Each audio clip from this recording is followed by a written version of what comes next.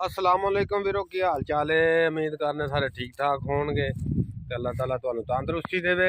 अज आपां ऐसा एक बरात लैके शहीद चौक ना मैरिज हाल आ उत्थे यार की करा। मेरा तो ना रात का लक च दर्द होन डई आ ते लक यकीन कर इन्ना क दर्द करदा वा ना। मैं वो टीके टूके लवाए आ पट्ठियां पुट्ठियां दे, पर यार मज़ा नहीं आउन दिया। मेरे को तो सही तरह टुरिया भी नहीं जान दिया। तो यदा कोई इलाज लूज तुहाडे कोल है तो यार वो भी कमेंट च दस दिओ जे। लक बहुत दर्द करदा वा। बस ना यार एक मजबूरी सी, मरीज सी एक, तो उन्होंने चुक के गड्डी च पाउन लगा तो बस चुक के अजे पाया ही है तो बस काम हो गया मेरे वाला। रह तो अपने पल्ले कख भी नहीं गया मेरे हिसाब नाल, जेड़े हालात होए फिरदे। ते बाकी आपां मैरिज हाल आए सां शहीद चौक बरात लैके, ठीक है। तो इत्थे मैं क्या तुहानू मॉल शॉल विखा दियां, हाँ इंजॉय कर लीए। होर आपां उत्थे की करना वा, नाले तुहानू सब्जियां दिखावां। इत्थे वेला जिमीदार सब्जियां सुब्जियां लाउंदे आ, लाए भी आ, कोई गाजरां गूजरां लगियां, कोई मूलियां शूलियां लगियां हैं। ये भी तुहानू विखाना वा, सही है। तो नाले मैरिज हाल भी तुहानू विखाना वा।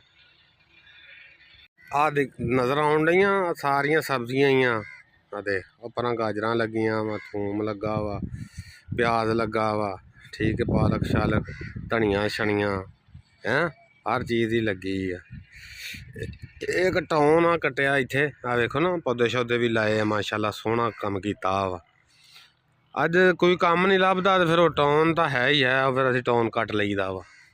जदों कोई कम्म ना लगे तो फिर असीं टाउन कट दईदा वा।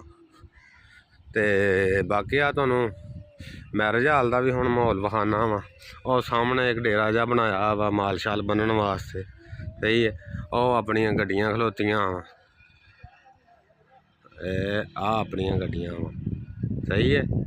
ते आ मैरिज हाल आ, लागों जाके तुहानू फिर विखाना वा। बाहरों तो एवें ही लगन दिया तो एक अंदरों खूबसूरत बनाया वा, सही है। मैं लाइट है नहीं है, जनरेटर जहा चलन दिया वा। आवे वा बाकी दियां गड्डियां अपने लैन सिर खड़ियां ते जनरेटर जहा चलन दिया, आवाज़ भी सही नहीं आनी। लाइट कोई नहीं ना, साढ़े मुल्क च लाइट भी तो इदा ही रहिंदी है। फ्रेंड तो देख लो मार्की, जबरदस्त मार्की बनाई है ना, सोहनी लगन डई।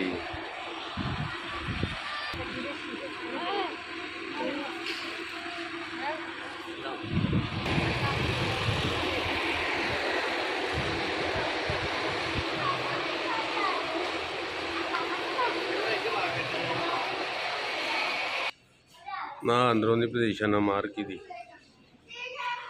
ठीक है, माशाल्लाह सोहनी बनाई है। इत्थे अपने बेली भी बड़े होने,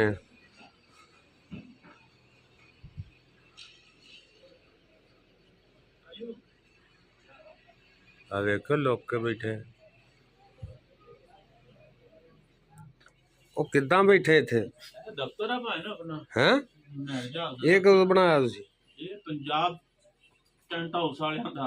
अच्छा, ये अपना तो ना होया, अपना ही हो गया जो ਆਪਾਂ बैठे हैं। ਉਹਨੇ ਹੁਣ ਖਾਣਾ ਛਾਣਾ ਚੰਗਾ ਲੱਭਿਆ जी बहुत चंगा हैं? माशाल्लाह, बहुत अच्छा। की सी? चिकन सीगा, हाँ नमकीन थे, चावल, आइसक्रीम। घाटे जी रह गए हैं, है ना।